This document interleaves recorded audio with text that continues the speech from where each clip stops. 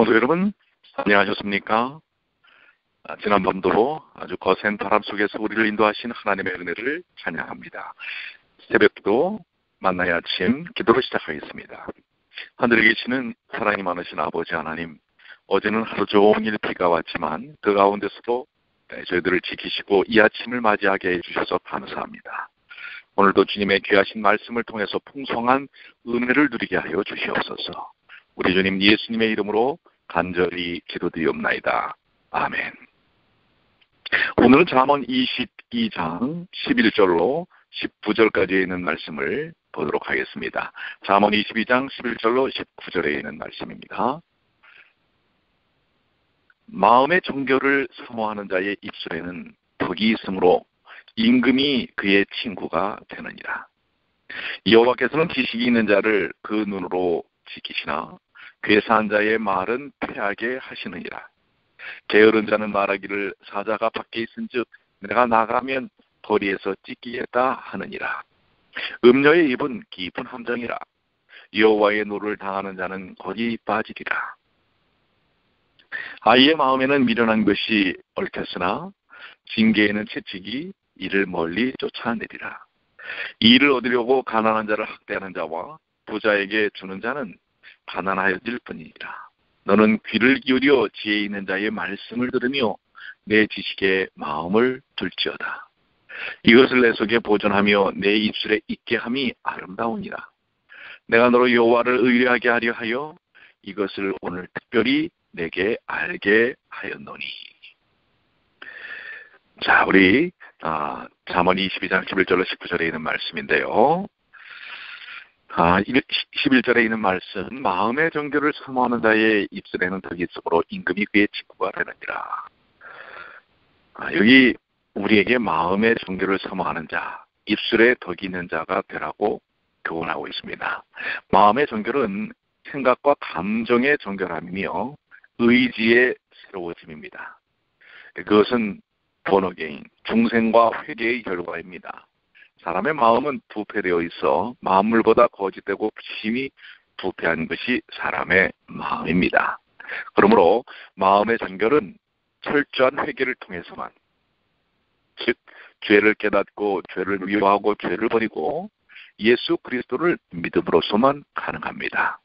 사도행전 15장 9절은 우리가 믿을 때 하나님께서 우리의 마음을 깨끗게 하셨다고 말하고 있습니다. 우리는 마음의 정결함을 사모하며 사랑해야 합니다. 하나님의 뜻은 우리가 거룩한 자가 되는 것입니다. 그러므로 하나님을 아는 자, 곧 하나님을 경외하고 그분의 뜻을 행하고자 하는 사람은 마음의 정결함을 사모하며 사랑할 것입니다. 또 우리는 입술에 덕이 있는 자가 되어야 합니다. 덕이라는 원어는 은혜, 친절함, 사랑스러움이라는 뜻입니다. 사람의 마음은 말로 표현됩니다. 주께서는 사람이 마음에 가득한 것을 입으로 말하며 선한 사람은 그 쌓은 선에서 선한 것을 말하고 악한 사람은 그 쌓은 악에서 악한 것을 말한다고 말씀하셨습니다. 사도 바울은 우리에게 에베소 4장 29절을 통해서 오직 덕을 세우는 데 소용되는 대로 선한 말을 하여 듣는 자들에게 은혜를 끼치게 하라고 교훈하고 있습니다. 마음의 정결을 사모하고 입에 덕이 있는 자는 훌륭한 인격자이며 신앙인입니다. 오늘 그렇기 때문에 세상에서 가장 존귀한 왕이라도 그의 친구가 되며 만왕의 왕이신 하나님께서도 그를 친구로 여기시는 것입니다. 우리는 마음의 정결을 사모하고 또 우리는 선하고 덕스러운 은혜로운 말을 하는 사람이 되어야 할 것입니다. 그것이 하나님의 기뻐하시는 뜻입니다. 한번 여러분들 생각해 보시기 바랍니다. 하루 중 내 말 가운데 덕스러움과 정결함이 있는가? 오늘도 정결함과 덕스러운 말로 하루를 시작하시게 되기를 바랍니다.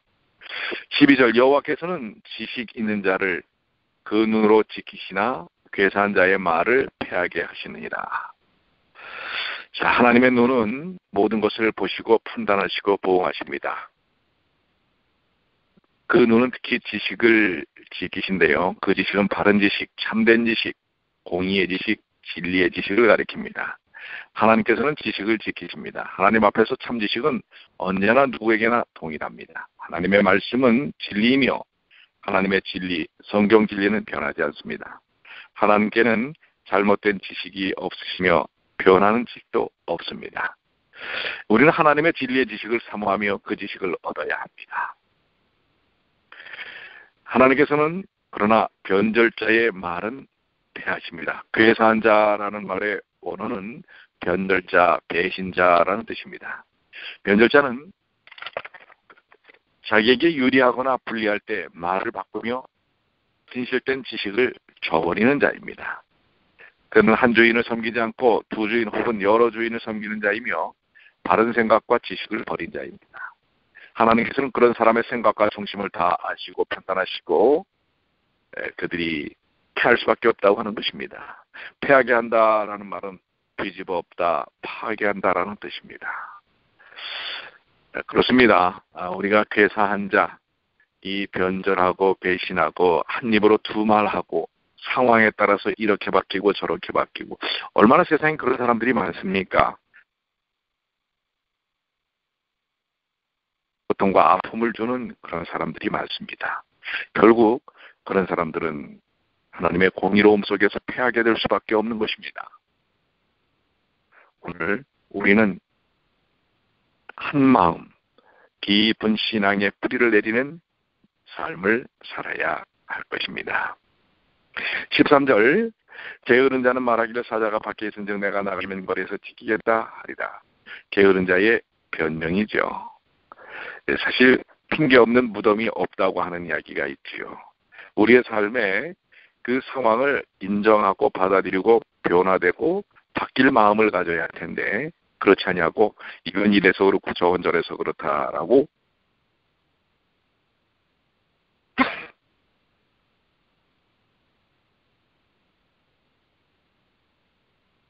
죄송합니다. 핑계를 대고 변명을 한다면 개선되고 바뀔 수 있는 가능성이 없다고 하는 것입니다. 그렇습니다. 그렇기 때문에 우리는 내 행동의 게으름이나 잘못됨을 변명하는 사람들이 아니라 그러한 부분들을 인정하고 바르게 받아들이고 변화되는 삶을 살 필요가 있습니다. 14절, 음녀의 입은 깊은 함정이라. 여호와의 노를 당하는 자는 거기 빠지리라. 여기 음란한 여자, 단정치 못한 여자를 가리킵니다. 그런데 영적으로는 음녀로는 폐역한, 배도한 교회를 말하기도 합니다. 영적, 목적, 음녀에 빠지는 것, 그 현혹된 입에 빠지는 것은, 유혹에 빠지는 것은 깊은 함정입니다. 이 타락의 나락이고 패망의 절벽인 것입니다. 그래서 여호와의 노를 당하는 자는 거기 빠지리라. 그렇습니다. 결국 그러한 삶을 통하여 얻어지는 결과는 패망일 수밖에 없다고 하는 것입니다. 우리는 음란한 것들을 멀리해야 할 것입니다. 영적으로도 또 육적으로도 우리는 정결한 그리스도인입니다. 하나님의 의와 하나님의 사랑을 통해 사는 사람들입니다. 그렇기 때문에 이 세상 사람들도 하지 않는 짓을 할 수는 없고 또한 세상 사람들을 선한 길로 인도하는 선한 삶을 모범으로 보여야 할 것입니다. 15절, 아이의 마음에는 미련한 것이 얽혀 있으나 징계하는 채찍이 이를 멀리 쫓아내리라. 사람의 이 마음 속에는 이 어린아이의 마음에는 미련한 것이 얽혀 있다라고 하는 것은 그 속에 아직 영글지 못한 이성적 판단을 이야기한 것입니다. 혹 사상적 혼돈과 혼란을 이야기합니다.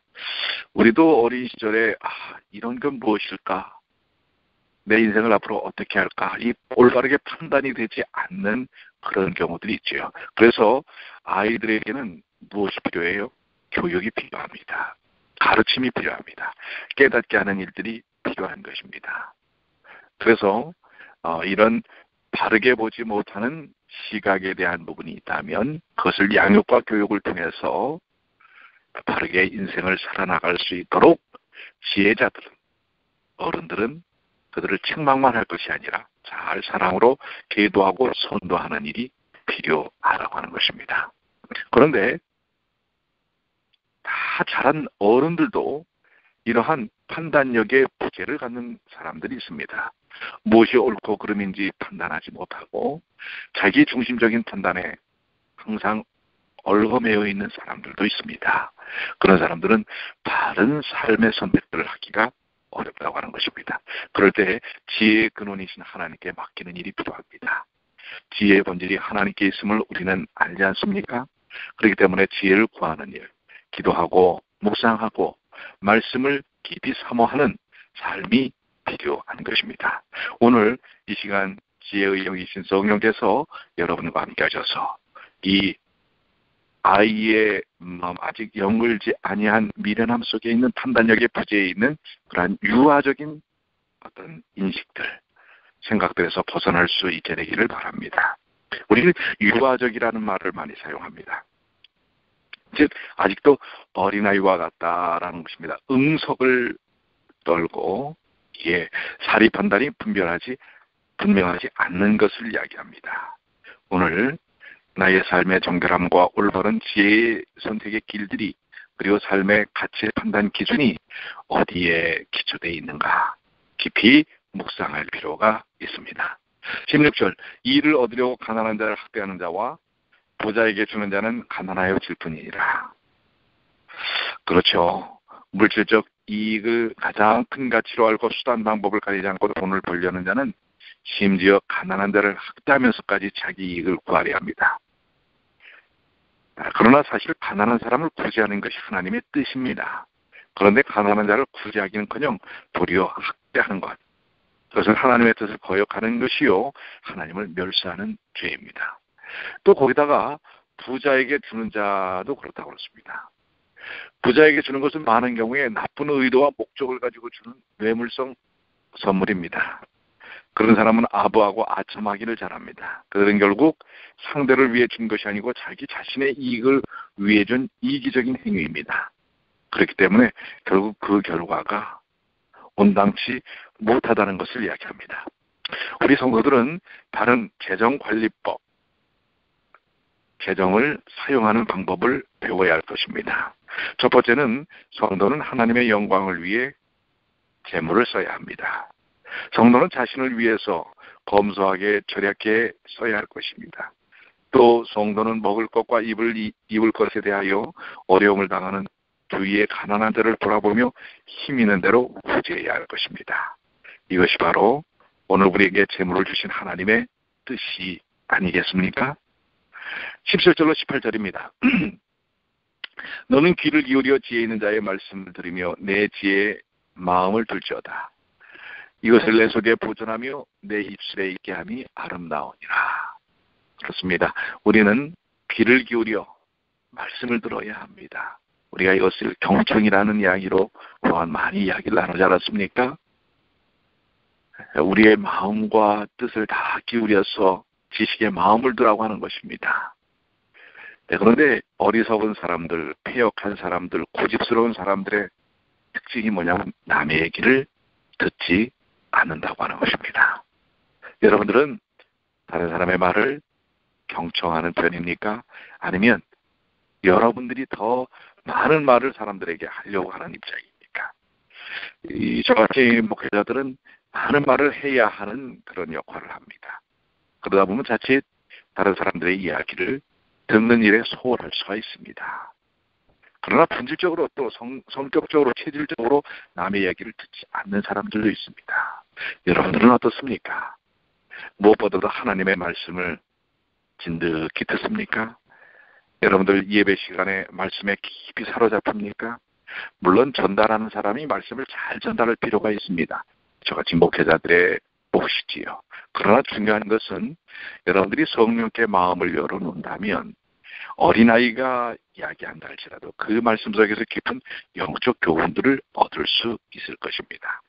우리는 때때로 중요한 것을 놓칠 때가 많습니다.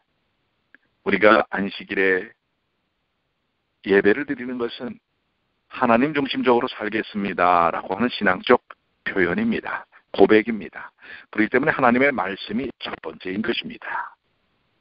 하나님의 말씀 외에 다른 것에 우선순위를 둔다면 그것은 본질에서부터 벗어난 것입니다. 자, 여러분 어떻습니까? 말씀을 듣는 일에 건실하십니까? 또한 이웃과 다른 사람들의 이야기를 듣는 일에 마음이 활짝 열려 있습니까? 아니면 다른 사람이 얘기하는 걸 못 참고 내가 먼저 이야기하고 그 상황에서의 이야기의 주도권을 내가 잡아야 한다라고 생각하고 있습니까? 그 욕심을 버려야 할 것입니다. 지혜로운 사람은 다른 사람의 말을 듣는 사람입니다. 물론 부안해도 이 말에 이렇게 휩쓸리고 저 말에 저렇게 휩쓸리라는 이야기가 아니지요. 다른 사람들의 이야기를 잘 듣고 하나님의 뜻이 무엇인지를 살피는 일이 필요하다고 하는 것입니다. 오늘 여러분들 다른 사람들에게 호감을 주는 사람이 무엇일까요? 따뜻한 사람이 무엇일까요? 내 주장에 앞서 있는 내 결심, 내 선택에 사로잡혀 있는 사람이 아니라 주변의 사람들의 말, 특별히 하나님의 뜻을 듣고자 하는 태도가 중요하다고 하는 것입니다. 우리 지난주 안식일 교과가 바로 말에 대한 것 아니겠습니까? 이렇게 자주 이러한 부분들이 나오는 것은 그만큼 중요하기 때문에 그렇습니다. 오늘 여러분의 정신을 지배하는 말, 여러분의 삶의 결과를 결정짓는 말, 우리의 말이 성령으로 인하여 거룩히 될 수 있도록 내어 맡기시게 되길 바랍니다. 그리고 여러분들이 어떤 표현을 할 때, 어떤 사람이 뭔가를 이야기할 때 그것을 진중히 듣고 그 가운데 하나님의 뜻이 어떻게 서려 있는지를 살피는 일이 중요합니다. 19절입니다. 내가 너로 여호와를 의뢰하게 하려 하여 이것을 오늘 특별히 너에게 알게 하였노니. 그렇습니다. 여기 있는 이 말씀도 그것이죠. 내가 너로 여호와를 의뢰하게 하여 하나님께 의뢰한다. 하나님께 내어 맡긴다. 하나님의 뜻을 따른다. 하나님의 능력에 의지한다. 참 중요한 이야기지요. 오늘 그리스도인의 삶 속에서 그리스도인답게 하는 것은 무엇입니까? 하나님을 의뢰하고 의지하는 것입니다. 이것을 오늘 특별히 내게 알게 하였노니 오늘 그것을 우리가 깨닫는 일이 필요하다는 것입니다. 삶의 가치 판단의 기준이 무엇인가? 절대적 가치 변함없는 하나님의 사랑의 가치에 의해서 우리가 보는가? 예수님의 눈으로 세상을 보고 사는 사람을 보는가? 아니면 물질적이고 또 비교적이고 상대적인 가치에 우리의 가치의 기준을 두는가? 상당히 중요한 것이죠. 오늘 우리는 절대적 가치에 도와야 할 것입니다. 그러면 절대적 가치 속에서는 다른 사람들을 우리는 소홀하게 여길 수 없습니다. 무시하거나 또 비판하거나 비난하는 것을 통해서 상대방의 존귀함을 훼손할 수 없는 것입니다. 오늘 다른 사람들 비판하고 싶어집니까? 불만하고 싶습니까? 그렇다면 그런 죄악적 마음을 예수님께 맡기십시오. 그렇다면 성령의 충만함을 통하여 은혜를 경험할 것입니다. 결과적으로 비판과 시기와 다툼과 불평, 불만을 갖고 있는 사람들은 결코 인생이 행복하지 않습니다. 건강해질 수가 없습니다. 그 삶이 오히려 그런 화살이, 그런 날카로운 칼들이 상대를 찌를 뿐만 아니라 자기 자신을 찌르게 된다는 사실을 우리는 기억해야 합니다. 그렇기 때문에 여기 19절에 있는 말씀처럼 내가 너로 여호와를 의뢰하게 하여 이것을 오늘 특별히 내게 알게 하였노라. 여러분들이 갖고 있는 이 날카로운 말들의 화살과 칼들을 내려놓으십시오. 그 순간부터 여러분들은 해방될 것입니다. 영적으로 은혜를 경험하게 될 것입니다. 세상이 달라 보입니다. 사람들이 다르게 보입니다. 행복과 기쁨으로 넘치게 됩니다. 예전에 받으셨던 여러분들 상처가 있습니까? 그 상처를 내려놓으십시오. 아직도 그 상처 속에 갇혀 있습니까? 그것은 어리석은 일입니다. 여러분 자신을 해치는 일입니다. 이미 여러분이 받을 그 상처를 2000년 전 예수님께서 십자가를 통하여 받으셨다는 사실을 기억하십시오. 루즈벨트가 그런 얘기를 했다고 하지요. 나는 내가 고통받기로 선택하지 않는 한 그 어떤 누구도 나를 고통스럽게 할 수 없다. 오늘 여러분들 고통스럽게 하는 것은 다른 사람들이 아닙니다. 여러분 자신입니다. 다른 사람들이 아무리 고통스럽게 해도 그것을 내가 선택하지 않는다면 그 고통은 내게 임하지 않는 것입니다. 오늘 이 귀한 교훈을 경험하시길 바랍니다.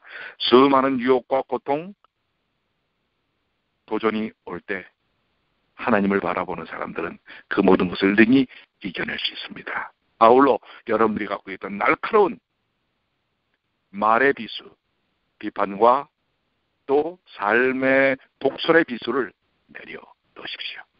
오늘 하나님의 은혜를 체험하게 되실 것입니다. 기도하시겠습니다. 아버지 하나님, 오늘 주신 귀하신 은혜를 삶을 통하여 체험케 하여 주시고 하나님의 은혜를 통하여 충만케 하여 주시옵소서. 영적, 육적 치유의 역사가 이 일을 통하여 경험되어 줄 수 있도록 도와주시옵소서. 19절에 있는 말씀처럼 여호와를 의뢰하게 하여 오늘 특별히 내게 알게 하였노라.